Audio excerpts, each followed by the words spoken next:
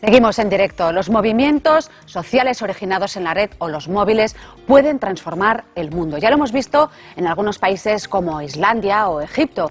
Y para analizar su nacimiento, su impacto y su evolución, contamos con Manuel Castells, eminente sociólogo, catedrático de Sociología en Estados Unidos y en España, honoris causa de universidades europeas, asiáticas y americanas. Uno de sus ensayos recientes se titula Redes de Indignación y Esperanza. En él arroja luz sobre estos poderosos instrumentos de cambio en manos de los ciudadanos. Manuel Castells, ¿qué tal? Bienvenido a Para Todos Lados. Muchas gracias, muy honrado de estar aquí en este programa. Igualmente. Bueno, empezamos. Estamos en el nacimiento de unas nuevas formas de transformación social, más que preguntar, afirmamos ya directamente.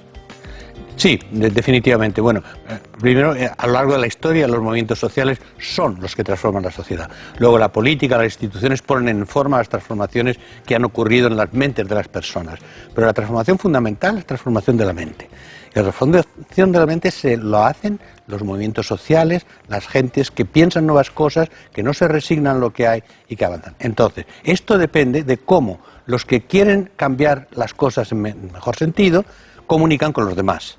Y por tanto, cada historia, cada momento de la historia tiene su sistema de comunicación que permite el difundir lo que unas personas piensan sobre los demás. Fueron los libros en su momento, fueron los púlpitos de las iglesias en su momento, es decir, cada forma. Entonces, la forma de nuestro tiempo no es que Internet haga el cambio social, pero Internet y las redes móviles, las plataformas móviles de Internet son decisivas como forma de llegar a mucha gente simultáneamente y directamente, espontáneamente, cuando hay un mensaje que estaba retenido, que de repente explota y que todo el mundo, o por lo menos una buena parte de la población, recibe y comparte. Claro, y ahora no es solo el mensaje, sino que también es la forma en que llega ese mensaje. Algunas de las definiciones de los movimientos sociales lo sitúan en su autonomía. Eso es. Lo más importante de que permite Internet es ser... las personas pueden emitir sus propios mensajes, seleccionar sus propios mensajes, comunicarse con quien quieran, y por tanto no dependen de los medios tradicionales de comunicación, que están controlados en último término. No están totalmente controlados gracias a la profesionalidad de los periodistas, pero esto es una lucha continua de cada día, y están siempre detrás, hay o grupos financieros importantes o grupos políticos importantes. Bueno, por primera vez en la historia, realmente, las personas nos podemos comunicar los unos con los otros, citarnos, proponer mensajes, encontrarnos y también movilizarnos. Lo que hacemos a nivel personal, en Facebook, creando nuestras redes, o en otros medios, lo que hacemos a nivel personal con nuestras relaciones, nuestras aficiones musicales, a través de Twitter, de YouTube, de muchas otras cosas.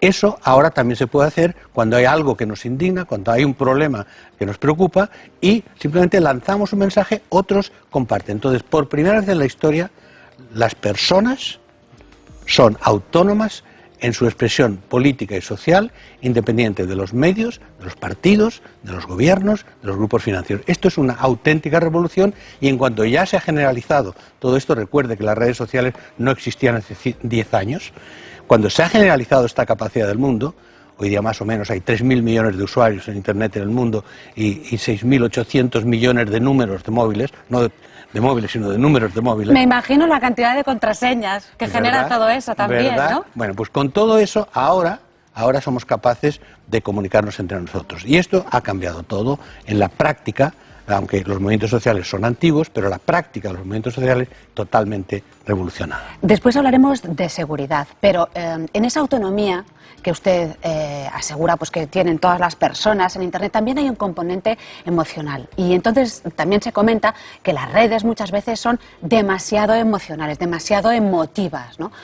Sin ir más lejos, el movimiento de los indignados, indignación es un sentimiento, ¿no? Eso es. ¿Eso puede ser un punto, un pero? Es nuestra especie humana, somos emocionales. Refiérase a los trabajos de Antonio Damasio y demás neurocientíficos importantes en el mundo, hablamos de inteligencia emocional. Todo eso sale de las teorías neurocientíficas actuales que demuestran que todos somos primero emocionales. Y la cuestión es cómo esas emociones se relacionan a elementos más racionales de toma de decisión. Pero lo primero que somos es emocionales. Usted, yo, todos.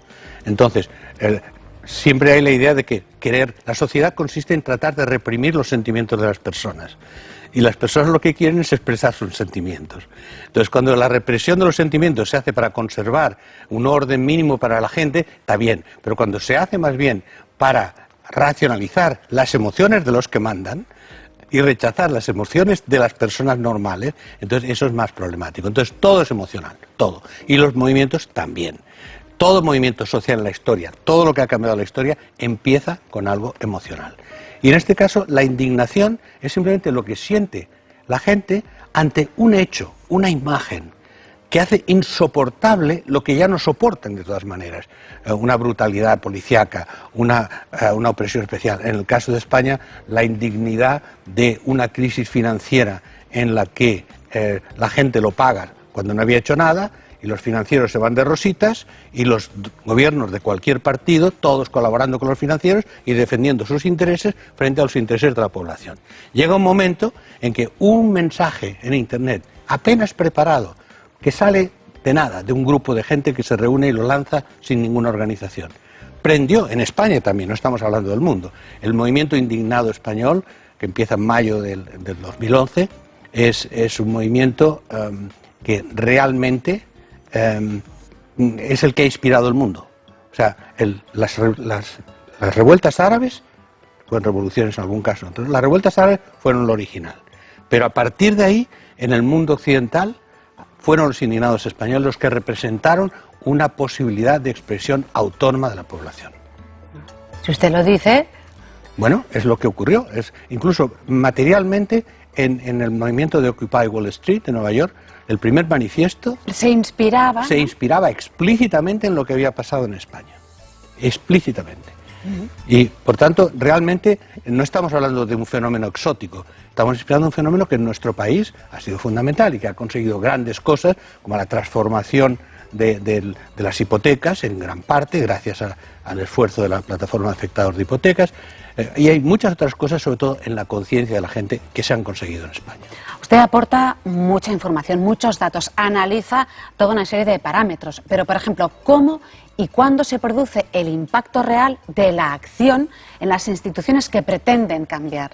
Claro, una cosa es partir de un sentimiento y otra cosa es llegar a la concreción de las acciones. Claro, lo que ocurre es que esa concreción, la gente del movimiento dice una cosa que me parece interesante, por lo menos a considerar. Ellos dicen algo abstracto, pero es su frase, el producto es el proceso. O sea, lo más importante no es el impacto inmediato del movimiento, sino una especie de enseñanza, de aprendizaje de la democracia directa en la colaboración de todo el mundo, de forma que la gente se vaya acostumbrando que son ellos los que deciden y no solo la delegación irrestricta a los políticos. Entonces, el impacto depende de las instituciones. Por ejemplo, lo importante en el movimiento que se acaba de producir en Brasil es que las instituciones brasileñas, la presidenta de Brasil, una mujer de buena voluntad, progresista y limpia, Dilma Rousseff, decidió que aprender la lección y que no podía ser que hubiera centenares de miles de jóvenes en las calles de Brasil protestando por causas que la gran mayoría de la población, 70%, creen justas, y que el sistema político no respondiera. Y entonces está empezando a haber legislación, cambios, han decidido cosas como dedicar todos los recursos del petróleo a la educación y la salud por ley, están intentando hacer una reforma política, cambiar la Constitución para aumentar el control de la corrupción. En España no ha ocurrido porque la clase política española está tan profundamente arrogante, corrupta y defendiendo sus privilegios que no es capaz de recibir ninguna señal porque son autistas, ni saben ni contestan. ¿En todos estos movimientos pesa más realmente la fuerza de los jóvenes que la de la gente mayor? No, no necesariamente. Digo el caso de Brasil porque ahí efectivamente estadísticamente están entre 21 y 35 años. Es mucha población además, ¿no? Bueno, 200 millones, bueno, 197 para ser más exactos. Pero en España, por ejemplo, uno de los movimientos más activos es lo que se llama en Cataluña los yayoflautas, que son gente, sorderos jubilados, gente mayor, que realmente están en la vanguardia del movimiento. Al principio iban físicamente en la vanguardia de las manifestaciones porque suponían que a ellos por mayores no les pegaban. Ahora les pegan más. Por consiguiente, decidieron que si les pegan más ya no son protectores del movimiento, sino que son movimiento. No, en el caso español claramente hay una diversidad de edad mucho mayor. Entonces, por ejemplo, vemos que las resistencias al cambio son muy grandes, igual que pues, en otros lugares del mundo, ¿no?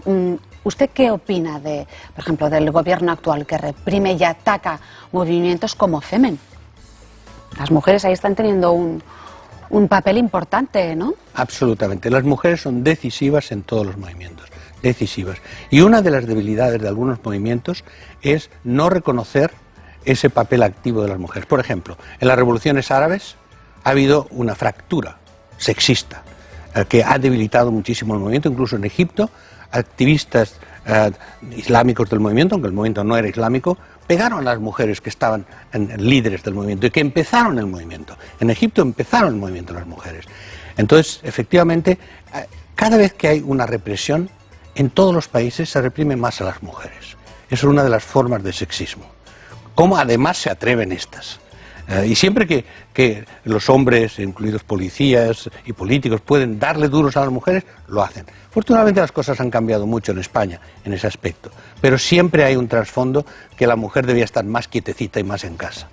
¿Ese trasfondo ancestral, quizá? Ancestral, sexista, patriarcal, que no son palabras abstractas, no se traduce en violencia, se traduce en muerte, se traduce en represión selectiva.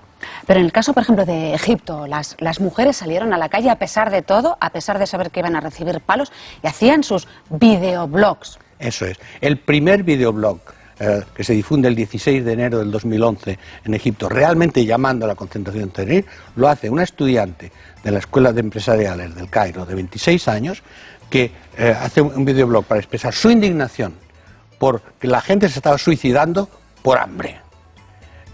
Y que no puede ser, y que esto no puede ser. Y si no os movilizáis, hombres de Egipto, yo me movilizo. Y yo voy a ir a la plaza Tahrir, yo solita, y venir a protegerme, hombres de Egipto. Sin saber qué alcance podría tener esa temeridad, claro, que estaba, no. Ese pronto quizá, ¿no? Bueno, la detuvieron 3 veces, la apalearon, pero lanzó el movimiento. Fue ella la que lanzó el movimiento. En el caso de Siria, por ejemplo, podríamos preguntarle por tantos conflictos, Manuel, pero en el caso de Siria, ¿qué está esperando la opinión pública internacional, los organismos, Bashar el-Assad? ¿Qué tiene que pasar más para que haya un cambio? El caso de Siria es terrible, muestra la hipocresía de gran parte de la clase política. ¿Y no hay videoblog que valga? No, lo que ocurre es que en Siria es un drama tremendo, porque en Siria hubo un movimiento de indignación primero, pacífico, cuando torturaron a 14 jóvenes niños de 12 años que habían escrito unos grafitis y fueron los padres a defenderlos, los mataron a los padres. Y entonces empezó un movimiento masivo que durante 6 meses aguantó pacíficamente, a pesar de que hubo 7.000 muertos en las manifestaciones, hasta que llegó un momento en que la gente explotó, se armó de cualquier manera y una guerra civil inmediatamente liquida el movimiento, siempre. O sea, un movimiento y guerra civil son contradictorios, es otra cosa. Lo transforma. Y la táctica de todos los sistemas y de todos los regímenes es provocar cuanto más violencia mayor. Entre la población. Y con la policía.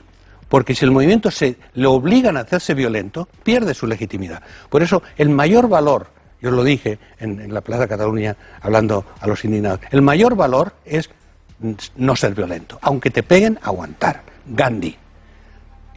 Así se independizó la India. Gandhi como forma de acción, no violencia. En el caso de Siria es que en cuanto empieza la violencia, lo que ocurre es que entra en juego la geopolítica. Entonces ahí entran Qatar y Arabia Saudí para derribar a Assad, porque lo que les importa a ellos es meterle el dedo en el ojo a Irán, porque son sunis y los otros chiitas. Irán entonces y Hezbollah en Líbano, que son chiitas, entonces apoyan a Assad. Como esas bolas que dan un golpe y se mueve la... Eso es. Estados Unidos dice, no, esto no puede ser, porque si podemos presionar a Irán, entonces ahí apoyan, en nombre de la humanidad, apoyan de hecho a los que están armando. Y Rusia y China apoyan a Assad. China porque le debe petróleo, porque Irán la suministra de petróleo, y Rusia porque su única base militar fuera de Rusia está en Siria. Y se acabó la población siria y empezó la geopolítica. Y ahí empezó la geopolítica y ahí sigue, ¿no? Profesor Castells, no me gustaría que se fuera sin preguntarle por el caso Edward Snowden. Este chico que ha supuestamente revelado secretos de la CIA, de alta seguridad, de alto contenido. No supuestamente, los ha revelado. Los ha revelado. Y ha cambiado, o sea, ha sido como una bofetada a la supuesta seguridad de Internet, a ese intercambio de información sin ningún precio. Claro que sí. Tiene usted mucha razón en plantear este tema que yo creo que es muy revelador. Es la National Security Agency, que es la principal agencia de información de Estados Unidos.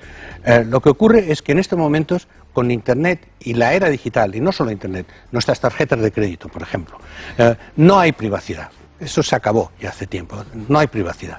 Y todos los gobiernos espían a sus ciudadanos y a los de los demás. Todos los gobiernos, cada uno con sus medios y cada uno con lo que puede. Por eso es esencial que haya leyes y que se cumplan para defender la privacidad. Pero aunque haya leyes, los gobiernos no las respetan. Todos los gobiernos nos espían. La diferencia es que ahora los podemos espiar a ellos también. Y eso es mucho más interesante. No hay un político que esté inmune a que si hace alguna cosa mala, suponiendo que algún político sea capaz de hacer algo malo, que es verdad que nunca lo hacen, ¿verdad? Una persona con su móvil lo puede denunciar en YouTube en 5 minutos, ¿cierto? Bueno, entonces, lo que Snowden demuestra es que hay gente con conciencia, todavía con conciencia. Él ganaba $200.000 al año, tenía un trabajo excepcionalmente interesante, pero él tiene también una conciencia. Que no se compra con... Que no se compra, la suya no se compra, la mía no se compra, y hay millones y millones de personas que no les compran la conciencia. Entonces, Snowden lo que hizo fue, por su conciencia, revelar algo tan importante como que Estados Unidos, con mi gran presidente Obama, que yo apoyé, etcétera, a la cabeza, están espiando a sus ciudadanos y a todos los demás. Esa denuncia... Por eso Estados Unidos quiere hacer un escarmiento fundamental con él. Por eso también fueron a por Julian Assange. Porque se está revelando que si algo desde dentro del sistema quiere salir y que la gente lo sepa, puede salir. Hoy día hay métodos y hay Internet que permiten que cualquier cosa que una persona sepa y quiera difundir, se difunde en el mundo entero. Esa es nuestra venganza contra los que nos espían. Un consejo para terminar sobre Internet, sobre la red, sobre la seguridad. Crearnos varios perfiles, no tener ninguno, esconderlo. ¿Qué nos aconseja Manuel Castells? Ser usted mismo algo que no tenga vergüenza de ser. Porque todo se va a saber. Pero si no tienes nada que ocultar. Ahí lo dejamos. Con esos puntos suspensivos, Manuel Castells, ha sido un placer que haya venido aquí a compartir parte de la información que usted conoce. Recíproco. Gracias.